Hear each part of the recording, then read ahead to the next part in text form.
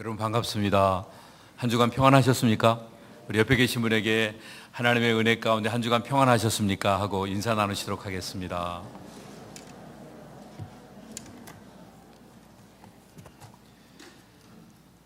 오늘 말씀의 제목을 사랑과 헌신이라는 제목으로 같이 말씀의 은혜를 나누기를 원하는데, 제목 옆에 1이라는 숫자가 붙은 걸 보니까 오늘 한 번으로 안 끝난 것 같아요. 그렇죠? 오늘 한 번으로 안 끝날 것 같다는 얘기는 어쩌면 오늘 설교가 짧을 수도 있다는 기대를 해볼 수도 있겠네요. 오늘 그 사랑과 헌신에 대한 주제를 가지고 말씀을 나누면서 우리 인생에 일어나고 있는 많은 일들 가운데 어떤 일들은 참 보람되고 또 가치가 있고, 그런데 어떤 일들은 열심히 했는데 아무것도 이렇게 남는 게 없는 것 같은 이런 안타까운 일들을 경험하게 되면 이 일을 어떻게 해야 될 것인가, 내가 하고 있는 일이 잘하는 건가 잘못하는 건가, 이런 그 마음속에 불안감을 가질 수 있게 됩니다. 그러나 여러분, 오늘 말씀을 통해서 우리가 확인하고자 하는 것은요, 이 일의 결과에 대한 것들은 하나님께 맡기고 우리는 그 과정 속에서 어떤 마음을 가지고 하는가를 점검하는 일들이 필요합니다. 오늘 우리 성가대원들이 요셉의 비전을 가지고 요셉처럼 이 땅에서 쓰임받게 해달라고 이렇게 찬양을 드렸는데, 여러분 정말 그런 마음으로 찬양을 하셨습니까? 예, 우리 온 성도님들도 함께 그런 마음으로 함께 예배에 참여해서 찬양을 올려드린 줄로 믿습니다. 여러분, 그 요셉의 비전이 어떤 거죠? 제가 전에도 한번 설교를 드린 적이 있었는데 50-20 비전이라고 해서 창세기 50장 20절에 있는 말씀이에요. 형들이 요셉을 팔아먹었잖아요. 그런데 이제 나중에는 요셉이 형들을 보호해야 되잖아요. 근데 그게 아버지가 계시니까 그 관계가 유지됐는데, 아버지가 돌아가시고 나면 그 체계가 무너질 것 같으니까 동생들이 불안해했거든요. 그때 그 형들 앞에서 요셉이 한 말입니다. 당신들은 나를 해하려고 이렇게 팔고 나에게 어려움을 줬지만 이곳에 온 것은 당신들이 보낸 게 아니라 하나님이 나를 이곳에 보내셨다. 왜냐하면 여러 식구들, 특별히 형님들을 삶의 좋은 길로 인도하는 일들을 하나님이 내게 맡기셨기 때문에, 그래서 나는 형님들뿐만 아니라 형님들의 동생까지, 형님들의 자식들까지도 내가 책임지겠다. 그런 고백을 드린 게 50-20 비전이거든요. 그게 요셉의 비전이에요.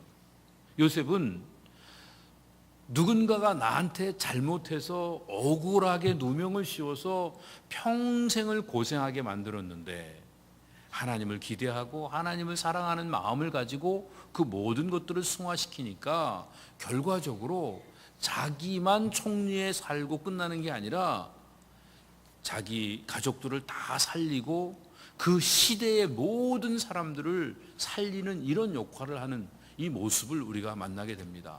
오늘 우리가 해야 될 일이 바로 무엇인가? 사랑으로 행하는 일입니다.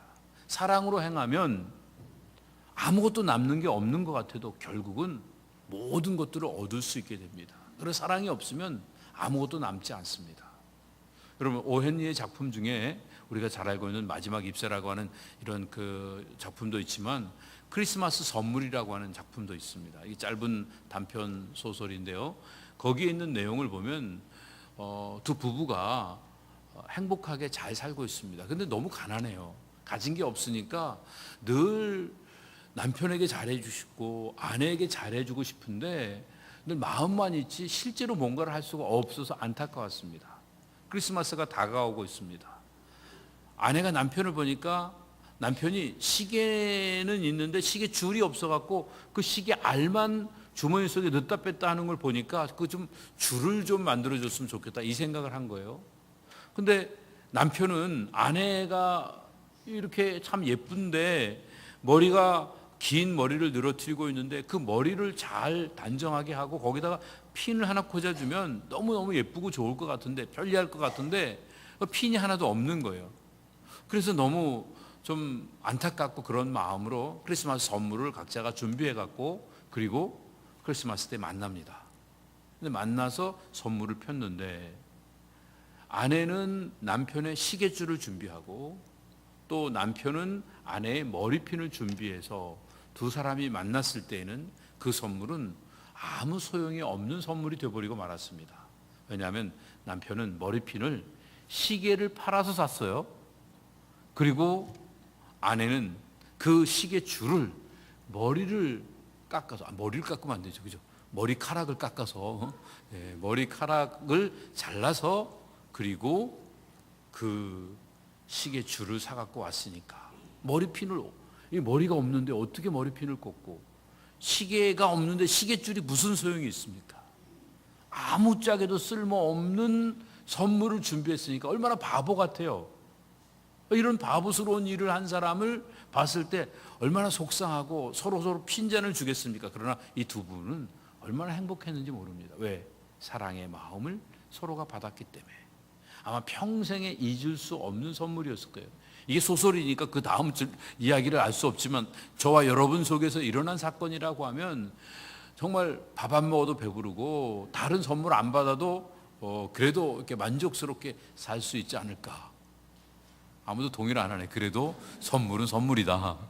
그 생각을 하실 수 있는데, 그래도 그냥 선물만 주고 마음에 감동이 없으면 의미가 없다고요. 오늘 본문에 있는 내용을 보면요, 한 여인이 정말 귀중한 향유가 담긴 옥합을 깨든지 그걸 열든지 그래갖고 그거를 예수님께 다 쏟아 붓는 이 일들이 오늘 본문에 나오고 있습니다. 근데 오늘 본문에 나오는 그 여인에 대해서 누가는 죄 많은 여인이다 이렇게 썼는데, 다른 복음서에서는 그 여인을 그렇게 표현한 적이 없었어요. 어떤 곳에서는 그냥 마르다의 동생이라고 표현을 했고, 또 어떤 곳에서는 그냥 무명의 여인 이렇게 표현을 하기도 했었기 때문에 이 여인에 대해서 잘 알 수는 없는데, 누가는 이 여인을 그 죄 많은 여인인 것을 꼭 드러내고 있는 것을 보게 됩니다. 그러면서 이 여인만 드러내는 게 아니라 이 여인과 대조해서 한 사람의 바리새인을 들춰내는데, 이 바리새인도 처음에는 이름을 안 밝혀요. 그러다가 뒤에 40절, 43절에 가서는 이 사람이 시몬인 것을 밝혀주고 있는 것을 보게 됩니다. 그런데 이 두 사람, 죄 많은 여인과 경건하고 흠 없이 살려고 노력하고 있는 이 바리새인, 이 두 여인이 대조되어서 궁극적으로 누가는 예수님이 메시아이신 것을 알려주고 있습니다. 그래서 예수님께서는 이 죄 많은 여인에게 구원을 베푸시고 그리고 평안을 전해주실 뿐만 아니라, 그리고 이 자기 스스로 나는 도움이 필요 없다고 생각하고 살 수 있는 바리새인에게도 도전을 주시면서, 주님이 이 땅에 오신 이유가 그냥 죄인들만 구원하는, 세상에 소외되어 있는 사람들만 구원하는 것도 아니고, 또 세상에 잘난 사람들만 구원하는 것도 아니고, 모든 사람에게 제한 없이 이 복음이 전파되어야 되는 이 사실을 알리기 위해서 누가는 예수님의 메시아성을 강조하면서 이야기를 끌고 가고 있는 것을 보게 됩니다. 그런데 이제 마태나 또 특별히 요한복음에서는요, 이런 그 예수님의 메시아 되심에 대한 것들을 어느 한 특정한 부분에서만 이야기하지 사건마다 그것을 들춰내려고 하지는 않습니다. 왜냐하면 이미 그 복음서를 받는 유대인들은 이야기를 한 번만 하면 예수님이 어떤 모습으로, 메시아가 어떤 모습으로 오실지를 알고 있었기 때문에 메시아 고대 사상으로 쫙 연결이 돼서 더 이상 설명을 할 필요가 없는데, 이방인들, 특별히 헬라 사상으로, 철학으로 머릿속에 꽉 차 있고 자기 주관이 뚜렷하고 그 세상의 모든 것들을 이원론적인 사고 속에서 생각하고 있는 이런 헬라 사람들에게는 예수님의 메시아성을 강조하지 않으면 복음이 전달되지 않기 때문에 이 부분들을 계속 강조하고 있는 것입니다. 어떻게 보면 오늘날 설교를 하는 것도요, 모든 것들이 다 준비되어 있고 다 마음이 정말 하나님의 그 은혜를 간절히 사모하는 가운데 주님의 말씀만 들리면, 예를 들어서 옛날에 사도 요한이 많은 성도들을 앞에 놓고 그냥 잘 걷지도 못하면서 지팡이 들고 사람들이 부축받고 그리고 강대상에 겨우 올라와고 소자여 사랑합시다. 그리고 또 한 번 눈 찔끔찔끔 감았다가 소자여 사랑합시다. 몇 번 똑같은 말을 반복하고 그리고 밑에 내려가고. 그럼 여러분 더 좋을까요? 설교가 빨리 끝나니까. 그런데도 그 밑에 함께 있던 그 사람들이 가슴을 치며 사랑하지 못했던 것들을 회개하고 사랑의 능력이 나와서 자기 것을 자기 것으로 여기지 않고 가난한 자들과 나누고 함께 공동체 아름다운 삶을 사는 모습이 정말 풍성하게 일어났던 그런 그 역사들이 있었습니다. 그러나 오늘날 삶이요, 설교 말씀은 늘 듣고 하나님의 말씀은 늘 대하는 것 같은데 세상의 원리와 가치에 나도 모르게 물들어 있다 보니까 또 설명하고 또 설명해야 되고 또 접근을 하고 또 새롭게 접근을 해야 되는 이런 일들이 반복되어지게 됩니다. 더군다나 우리의 심령이 메말라서 웬만한 얘기를 들어서는 피리를 불어도 춤추지 않고 애곡을 해도 슬퍼 울지 않는 이런 그 시대의 모습이기 때문에 어쩌면 우리의 감성을 살리는 일들과 함께 이제 우리가 말씀을 듣고 또 말씀을 또 믿고 말씀을 또 실천하는 일들을 해야 되는 것입니다. 어떻게 보면 좀 안타깝죠. 그러나 이게 우리의 현 주소가 아니겠습니까? 그래서 때로는 말씀을 전할 때 시도 읽기도 하고 또 노래도 들려주기도 하고 그림도 보여주고 또 어느 때는 동화책 얘기도 하고 소설책 얘기도 하고 그게 너무 뭐 이렇게 상관이 없는 것 같지만 여러분 한번 생각해 보세요. 우리가 하나님 말씀을 들으면 소설책이나 딴 사람들의 이야기를 들으면 그게 그냥 머릿속에 다 남는데 설교는 그렇게 오래 들었는데 똑같은 스토리를 들어도 맨날 새로 듣는 것 같고 그리고 반쯤은 내가 아는 것 같은데 막상 또 들어보면 또 내 마음속에 정말 아무것도 이렇게 모르는 이런 일들이 있는 그 이유가 뭘까요? 우리의 마음이 열리지 않은 상태에서 감정이 움직이지 않은 상태에서 반복적으로 계속 부분적으로 들어왔기 때문에 이런 일들이 있는 것입니다. 이런 차원에서 보면 정말 우리가 하나님의 말씀을 듣기 위해서 계속 강조되어야 되는 부분 중에 하나가 우리의 감성을 정말 하나님 앞에서 순수하게 해나가는 일들이 필요합니다. 그래서 우리가 무슨 특별한 사건 그리고 행사들을 통해서 우리가 막 뜨거워지고 그러는 것도 중요하지만 그냥 우리 일상에 세끼 밥 먹고 편안하게 자고 아침에 나가서 일하고 저녁에 들어와서 식구들하고 같이 또 즐겁게 보내고 하는 이런 일상을 즐길 줄 아는 사람이래야 하나님의 말씀의 은혜와 능력을 보다 더 깊이 우리의 삶에 적용하며 살아갈 수 있게 되는 것입니다. 무슨 특별한 행사와 또 어떤 상황이 주어졌을 때는 정말 생명을 바쳐서 열심히 하는데 평범하면 아무것도 못하는 겁니다. 5분을 지루해서 못 앉아 있고 이렇게 그냥 성경 말씀 듣고 한 절 한 절 읽어 나가는 것들은 한 번도 제대로 끝까지 설교를 따라가 본 적이 없는 평생을 신앙생활에도 안타까운 이런 모습들을 행여나 우리가 반복하지 않기 위해서 오늘 말씀에서 좀 도전을 받았으면 좋겠습니다. 오늘 본문에 있는 내용들을 보면 한 여인이 등장을 해서 그 여인의 모습을 통해서 그 당시에 존경받고 사랑받고 인정받는 한 지도자를 부끄럽게 하는 예수님의 이 접근을 우리가 한번 생각해 볼 필요가 있습니다. 오늘 우리도 우리 나름대로 신앙생활을 잘하고 있는 것 같지만 정말 꼭 우리가 있어야 될 것들을 붙잡고 있고 우리의 삶 속에 필요 없는 부분들을 과감하게 내려놓으며 신앙생활을 할 수 있는지 점검을 했으면 좋겠습니다. 오늘 본문 보죠. 36절 37절이요. 한 바리새인이 예수께 자기와 함께 잡수시기를 청하니 이에 바리새인의 집에 들어가 앉으셨을 때 그 동네에 죄인인 한 여자가 있어 예수께서 바리새인의 집에 앉으셨음을 알고 향유 담은 옥합을 가지고 와서 여기에 앉으셨다는 그 얘기를 보면 그냥 앉아있는 게 아니라 비스듬하게 누워있는 것을 말합니다. 그리고 여기에 그 동네 죄인인 한 여자라고 표현한 것은 이 여자가 죄가 있다 없다를 얘기하는 게 아니라 죄가 없는 사람이 어디 있겠습니까? 그런데 그 동네에서 죄인이라고 호명이 나 있는 사람입니다. 마치 주홍 글씨가 이렇게 써 있는 사람입니다. 그래서 옷에 주홍 글씨로 죄인이라고 붙여져 있는 그런 사람이 있었는데 그 여인이 그 집에 들어오게 되었던 것입니다. 그런데 그 여인이요, 예수님의 뒤로 와서 38절 보세요. 예수의 뒤로 그 발 곁에 서서 울며 눈물로 그 발을 적시고 자기 머리털로 씻고 그 발에 입 맞추고 향유를 부으니. 예수님 앞으로 온 것도 아니고 예수님 뒤쪽으로 왔어요. 예수님의 머리 쪽으로 온 것도 아니고 예수님의 발치로 와서 막 울면서 예수님 발 위에 서 있습니다. 그러니까 막 통곡을 하고 울고 그러니까 눈물이 떨어질 거 아니에요? 근데 그 눈물이 예수님 발에 떨어집니다. 그러니까 그 발에 떨어지는 게 너무 미안하고 죄송하니까 또 자기 머리털을 풀러갖고 그리고 예수님의 발을 닦아드립니다. 그리고는 자기가 준비했던 늘 이렇게 목에 걸고 다니는 그 향들이 있거든요.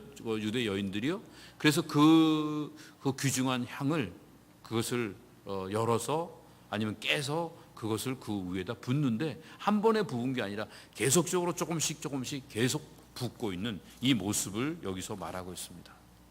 유대인의 풍습은 손님이 오면 접대를 어떻게 시작하냐 하면 들어오는 사람에게 입맞춤을 합니다. 그리고 손이나 발을 씻을 물을 갖다 주고 또 더 나가서 또 더 가깝고 귀중한 손님은 자기가 직접 또 닦아주고 아니면 종들이 발과 손을 닦아주는 이런 일을 합니다. 그리고는 머리 위에다 감람유를 조금씩 붓는 일을 합니다. 붓거나 아니면 조금 뿌리거나 그런 일들을 하는 게 보통 사람들이 손님이 왔을 때 영접하는 방법인 겁니다. 근데 바리새인 시몬은 이 세 가지 중에 한 가지도 안 했어요.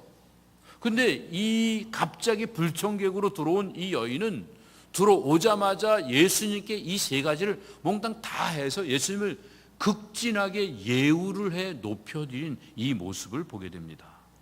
이것을 다 보고 있던 거예요, 사람들이. 근데 예수를 청한 바리새인이 이것을 보고 마음에 이르되, 마음에 이르되는 얘기는 그걸 보며 수없이 많은 생각을 하는 겁니다. 여러 가지 자기 나름대로 많이 생각을 하는 겁니다. 그러면서 무슨 생각을 하느냐, 이 사람이 만일 선지자였다면 자기를 만지는 이 여자가 누구며 어떠한 자 곧 죄인인 줄을 알았으리라 하고 마음속으로 생각한 거예요. 이 바리새인 시몬은 예수님의 메시아임을 부인했어요. 왜냐하면 예수님은 메시아인 것이 아니라 선지자도 안 된다. 왜냐하면 어떻게 저 여인이 죄가 있는지 없는지도 딱 보면 알아야지 그걸 모르냐. 그런데 또 죄가 있는 여인하고 이렇게 상관을 하면서 그 죄 있는 여인이 여기서 그 예수님의 발을 몸을 만지는 것 그냥 둔다고 하는 것은 예수님이 부정한 일을 행하는 것과 똑같다. 이 죄인인 여자가 무슨 죄인지는 몰라요. 아까 그 죄라고 동네에서 규명이 됐는데 율법에서 정한 간음을 했는지도 모르고 아니면 도둑질을 했는지도 모르고 아니면 안식일을 어겼는지도 모르고 우리가 생각하는 어떤 그 카테고리 속에 들어가 있는 그런 죄는 아닐 수도 있는 거예요. 그렇지만 여하튼 율법을 어겼기 때문에 동네에선 모두가 다 죄인이라고 손가락질하고 있는 그런 사람인데 예수님이 그 여인이 자기를 만지는 걸 그냥 허용했다는 이것만 봐도 예수님의 영성은 그냥 인정할 수 없는 상태라는 것을 이 시몬은 생각을 했던 것입니다. 그때 예수께서 대답하여 가라사대, 그러면서 시몬아 내가 내게 이를 말이 있다 이렇게 말씀하신 거예요. 그랬더니 저가 가로되 선생님 말씀하소서. 예수님께서 시몬이라고 하는 이름을 직접 불러주십니다. 그러니까 시몬이 나름대로 뭔가 이렇게 경각심을 갖겠죠. 뭘 생각하다가 움찔하겠죠. 그런데 너한테 할 말이 있다고 말씀하시니까 시몬은 그렇지 않아도 뭔가 궁금했는데 예수님이 말을 걸어오시니까 기다렸다는 듯이 선생님 말씀하십시오 이렇게 얘기합니다. 여기서 예수님에게 선생님이라고 하는 호칭을 사용한 것은 처음으로 여기에 등장하는 거예요. 이제 그 누가복음에서 처음 여기서 이렇게 누가복음에서는 처음으로 등장하는 거예요. 누가복음 3장에서는 세례 요한한테 그 선생님이라고 하는 호칭을 썼었는데 여기서 예수님에게는 처음 이야기를 하면서 예수님이 불러주셨을 때 그때 예수님께서 말씀을 비유로 하시면서 이렇게 진행을 하십니다. 가라사대 빚주는 사람에게 빚진 자가 둘이 있어 하나는 500데나리온을 졌고 하나는 50데나리온을 졌다. 이렇게 말씀하십니다. 그러니까 빚주는 사람은 하나님을 상징하고 또 빚진 자는 사람을 상징하고 있는 겁니다. 그런데 여기서 500데나리온이라고 하는 그 데나리온은 하루 품삯이니까요. 500데나리온 정도면 한 2년치 샐러리가 아닌가, 2년치 연봉이 아닌가 생각이 들어요. 그래서 2년 연봉과 또 2달 월급, 이거 얼마나 차이가 나요. 그러니까 연봉과 월급 차이는 분명하게 두드러지는 거예요. 그런데 이걸 왜 격차가 나는 것을 이야기를 하시냐 하면 예수님께서는 이 죄인인 여인과 또 바리새인 시몬과의 차이를 설명하시기 위해서 이 비유를 이야기하셨던 것입니다. 그런데 둘이 다 갚을 게 없으므로 둘 다 탕감해졌는데 누가 더 빚을 탕감해준 주인을 더 많이 사랑하겠느냐? 2달치 그 밀린 거를 탕감해준 사람이냐, 아니면 2년치 연봉을 밀린 걸 탕감해준 걸 더 좋아하겠느냐, 더 감사하겠느냐. 여기 사랑하겠느냐는 원래 히브리적 표현으로 보면 이 감사를 이야기하는데, 감사라고 하는 단어를 쓰는 것보다는 마음속에서 깊이 우러나오는 그 애정 어린 감사의 표현을 쓰기 위해서 사랑이라고, 더 사랑하겠냐고 하는 이 단어를 쓴 것입니다. 그런데 누가 더 사랑하겠느냐, 누가 더 깊은 감사를 느끼겠느냐? 당연하지 않겠어요? 당연히 이 더 많은 죄를 진 사람이 더 큰 탕감을 받았으니까 당연히 더 큰 사랑을 베푼다고 하는 것을 알았어요. 그래서 시몬이 대답을 합니다. 시몬이 대답하여 가라사대 제 생각에는 많이 탕감을 받은 이이다. 제 생각에는, 이렇게 표현을 하고 있는 걸 보면 자기 생각을 정리하고 또 정리하고 나름대로 생각해 볼 만큼 생각하고 준비된 대답을 하는데 아무런 꺼리낌이 없이 많이 탕감을 받은 자이다, 이렇게 얘기하고 있는 걸 보면 이 시몬은 이미 이 비유를 통해서 예수님이 하시고자 하시는 말씀에 도전을 받지 못할 만큼 심령이 굳어져 있는 거예요. 뭔가 작은 비슷한 얘기만 해도 마음이 찔려갖고 마음속부터 통해하는 이런 마음이 있어야 되는데 그런 게 없으니까 예수님이 뭐라고 말씀하면, 내 판단이 옳다, 네가 판단하는 건 맞다. 그런데 여자를 돌아보시면서 시몬한테 뭐라고 말씀하냐, 이 여자를 보느냐? 다시 이 여자를 보도록 하시고 이 여자가 무슨 일을 행했는가를 다시 일깨워주고 계시는 예수님의 설명을 듣게 됩니다. 내가 내 집에 들어오면 너는 내게 발 씻을 물도 주지 아니하였을 때 이 여자는 눈물로 내 발을 적시고 그 머리털로 씻었으며, 너는 내게 입 맞추지 아니하였을 때 저는 내가 들어올 때로부터 입 맞추기를 그치지 아니하였으며, 너는 내 머리에 감람유도 붓지 아니하였을 때 저는 향유를 내 발에 부었느니라. 자, 예수님께서 그 여인을 말씀하십니다. 이 여자를 보느냐? 그러면서 이 여인이 처음에 들어오면서부터 지금까지 행한 일들을 다시 리마인드 시키시는 것들을 보게 됩니다. 당연히 주인은 손님이 오면 가서 입도 맞춰야 되고 또 씻을 물도 줘야 되고 머리에 기름도 발라줘야 되는데 이걸 하나도 안 했어요. 예수님이 푸대접을 받았다고 속상해서 이거를 지적하시는 내용이 아니라 예수님을 초대는 했어요. 나름대로 사람들이 볼 땐 대단한 일을 한 거예요. 그렇지만 이건 거칠은 거예요. 자기 욕심을 채우는 거였어요. 초대를 한 그 손님이 위주가 된 게 아니에요. 자기가 위주가 되어 있는 거예요. 우리 집에 이런 분이 오셨다는 걸 사람들한테 자랑하고 싶을지도 모르고, 아니면 예수님이 정말 메시아인지 아닌지, 예수님 뭐 잘못하는 거 있는지를 책잡기 위해서 했는지도 모르고, 어떤 상황인지는 우리가 정확하게 알 수 없지만 분명한 것은 손님으로 접대를 하지 않았던 것입니다. 자기의 무례함을 정말 거칠애로 하고 있음을 예수님은 어떻게든 깨우쳐 주려고 하시는데 그는 아무런 마음의 감각이 살아나지 않았던 겁니다. 그러나 그 여인은 들어오면서부터 계속 입맞추는 사랑의 표현뿐만 아니라 존경의 표현까지 해서 발에다가 그것도 입맞추고 있는 이런 모습을 봅니다. 이 여인은 예수님을 그냥 손님 이상으로 최선을 다해서 예수님을 높이고 있는 그 모습을 보여줍니다. 근데 사실 이 주인은요, 이 바리새인 시몬은 그 여인의 죄인됨을 지적해서 사람들한테 다 조롱거리가 되게 만들고 싶었습니다. 그리고 예수님도 그 여인이 죄인인 것도 모르는 무지함을 드러내서 예수님의 선지자도 또 메시아도 아님을 온 천하에 드러내기를 원했던 것입니다.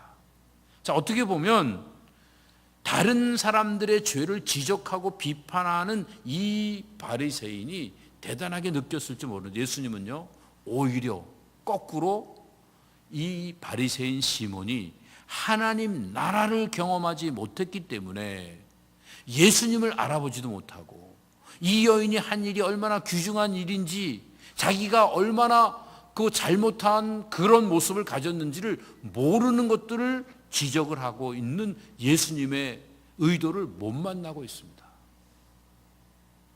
오늘 우리도 이런 신앙생활을 하고 있지 않은가요?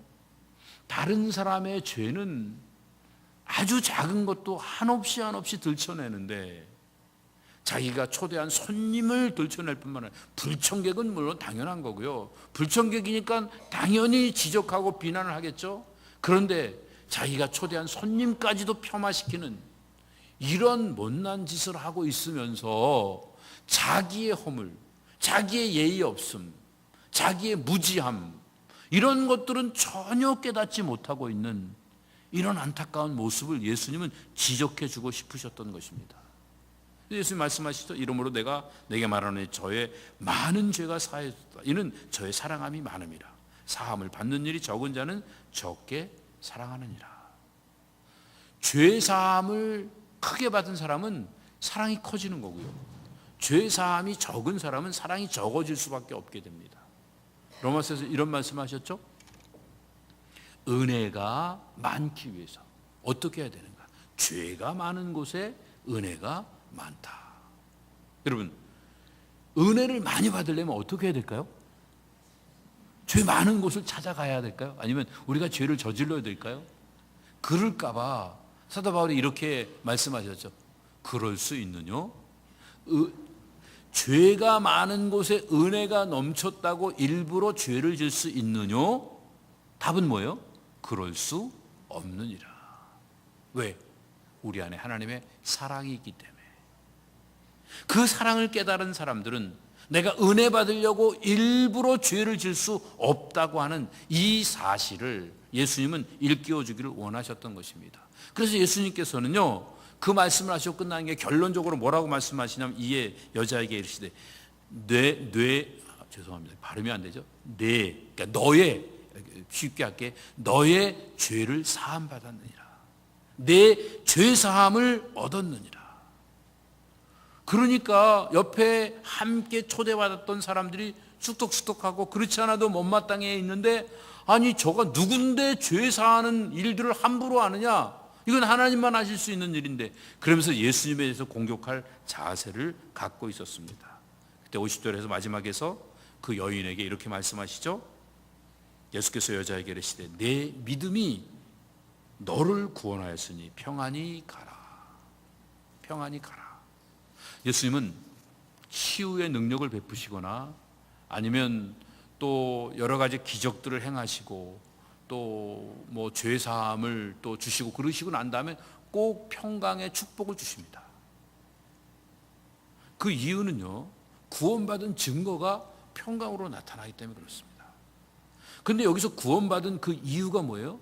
내 믿음이라고 말합니다. 일반적인 믿음이 아니에요. 그냥 믿으면 구원받는다는 얘기가 아니라 이 여인에게 주어져 있는 상황 속에서의 믿음입니다. 이 여인은요, 모든 사람들이 지목하는 죄인입니다. 그러니까 자기도 죄인인 것을 인식하고 사는 거예요. 아니 자기가 죄인이라고 하는 굴레를 벗어버리지 못하고 늘 위축돼서 인생을 살아가는 거예요. 그렇죠? 그런데 그런데 예수님 만났어요. 죄 사함의 은총을 예수님이 선언하십니다. 이 여인이 과거에 어떻게 죄 사함을 받고 어떻게 은혜를 입었는지는 기록이 되어 있지 않아요. 그런데 하나님의 사랑을 예수님을 통해서 확인을 한 거예요. 그래서 자기가 그 모든 사람들을 자기에게 주홍 글씨를 쓴 옷을 입혀서 죄인이라고 지목하고 다니는데 예수님은 자기를 사람으로 대접해 주시는 거예요.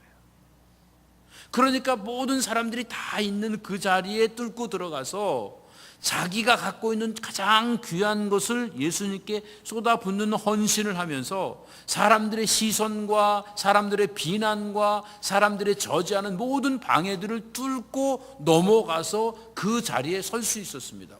그게 무엇입니까? 그 여인의 믿음입니다.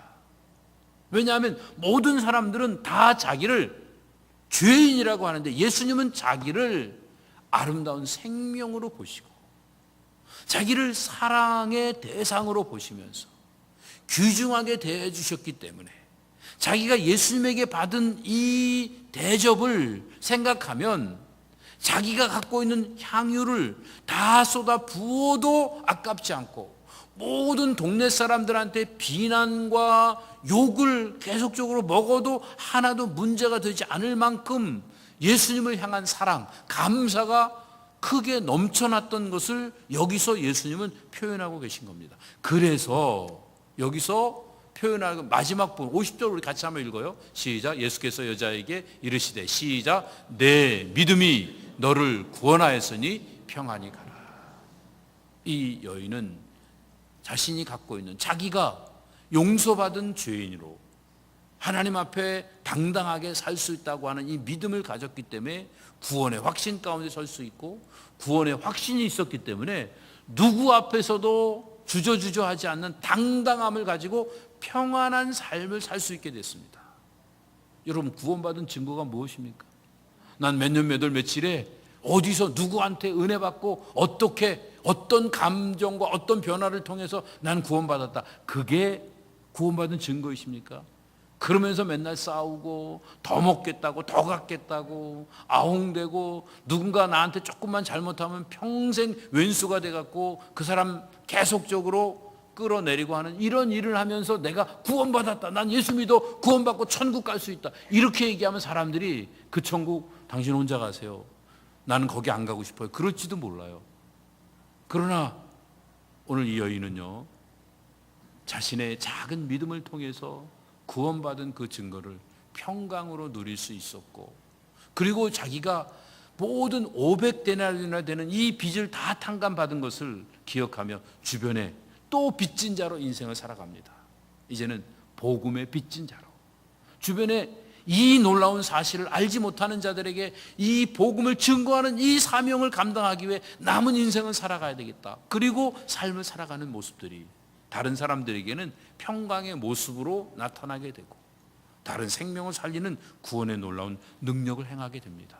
여러분 사랑의 마음을 지니지 못한 사람은 손님을 초대하는 귀한 일을 했음에도 불구하고 결국은 자기 속에 있는 거짓이 드러나니까 여인을 책망하고 예수님을 비난하는 그 자리까지 떨어지는 이 모습을 보게 됩니다.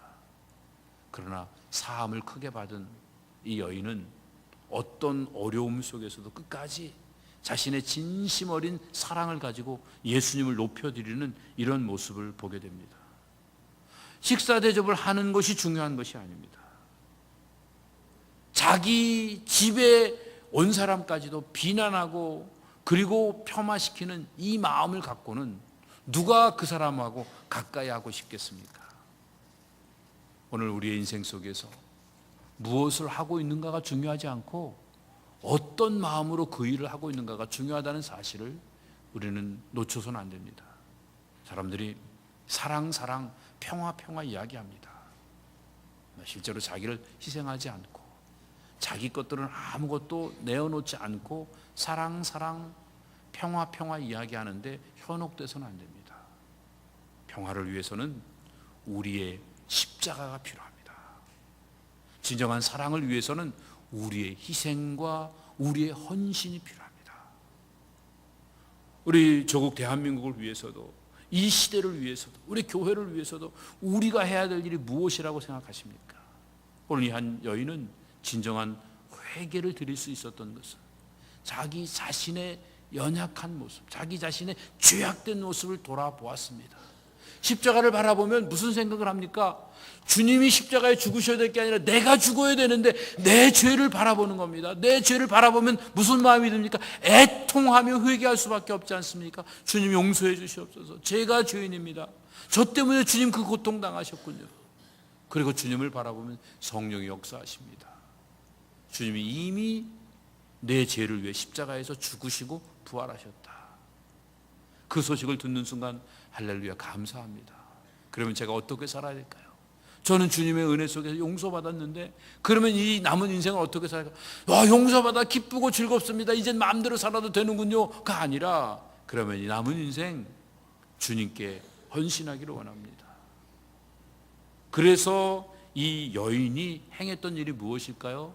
울며 애통했습니다. 38절에 있는 말씀 보면 세 가지가 나오고 있어요. 울며 눈물로 그 발을 적시며. 그냥 온 게 아니에요. 발이 젖을 정도니까 뭐 펑펑펑 눈물이 쏟아지는 거 아니겠습니까? 하염없이 눈물이 쏟아질 만큼 마음이 찢어지는 그 이유가 뭐예요? 자기 죄가 너무 크기 때문에, 자기 죄가 너무 악하기 때문에 그거를 돌아보면서 안타깝게 눈물을 흘리고 있는 겁니다. 그래서요, 예수님 앞으로도 못 가고 예수님 머리 쪽으로도 못 가고 저 발치 끝으로 가서 그래서 그 뒤에 서서 있는 겁니다. 그러니까 눈물이 쏟아지죠. 이게 겸손하게 자기를 낮추는 모습입니다. 그리고는 예수님께 그 적셔진 그 발을 닦기 위해서 자기 머리를 풀어서 그걸 닦고 그리고 그 위에 향유를 붓고 하는 이런 헌신을 합니다. 머리털을 푸는 건요, 자기 자존심을 다 내놓는 거 아닙니까? 그걸 거기다가 입 맞추는 일들은요, 이거는 또 자기의 모든 걸 거기다가 다 내려놓는 거 아닙니까? 그런데도 저 눈에 보이는 자존심이나 또 자기의 모든 생애의 저 시간이나 자기의 재산이나 모든 것들이 다 주님 앞에 쏟아 부어지고 있는 이런 모습을 보게 됩니다. 오늘 우리 인생 속에 우리에게 주어진 것을 우리가 어떻게 사용하고 있습니까? 사도 바울이 말하고 있죠. 우리 몸을 불의의 병기로 죄에게 드리지 말라고 말합니다. 의의 병기로 하나님께 우리 자신을 드려야 우리가 진짜 자유로운 삶을 살아갈 수 있게 됩니다. 인생의 승리의 비밀은 여기에 있습니다. 내 인생을 어디다 드리느냐입니다. 오늘 한 여인이 옥합을 깨뜨렸던 것은 큰 믿음이 있었기 때문이 아니라 자기 자신의 죄를 바라보는, 십자가를 바라보는 믿음이 있었기 때문에 그렇습니다. 우리도 십자가 앞에 서면 애통하는 마음을 가질 수 있고 성령의 인도하심 속에서 하나님이 나를 얼마나 사랑하시는지에 대한 확신을 가질 수 있게 되는 줄 믿습니다. 그러면 그 믿음을 가지면요, 내 것이 뭐가 이렇게 아깝겠습니까? 주님 앞에 이 향유가 들어있는 옥합을 깨트리는 일을 주저하지 않고 서슴없이 그 일을 행할 수 있게 되는 것입니다. 오늘 많은 사람들이 믿음을 갖는 그 이유가 자기 욕망을 채우고 자기의 꿈을 확장시키기 위해서 믿음을 가지고 더 큰 날개를 펴보려고 그리고 아둥바둥 살아가는 모습들을 보게 됩니다. 결국 시몬처럼 언젠가는 그 거짓된 모습들이 이기와 욕심이 드러날 거예요. 언젠가는요. 그러나 정말 진심으로 주님을 사랑하는 마음을 가지고 십자가를 바라보며 자기 죄 때문에 안타까워하는 이런 삶을 산다고 하면 자기에 주어져 있는 시간의 옥합, 물질의 옥합, 그리고 자기 자존심의 옥합, 여러 가지 재능의 옥합들을 하나님 앞에 아낌없이 깨어서 겸손하게 부어드리면서 하나님이 주시는 진짜 평강을 누리는 행복한 삶을 살게 될 줄로 믿습니다.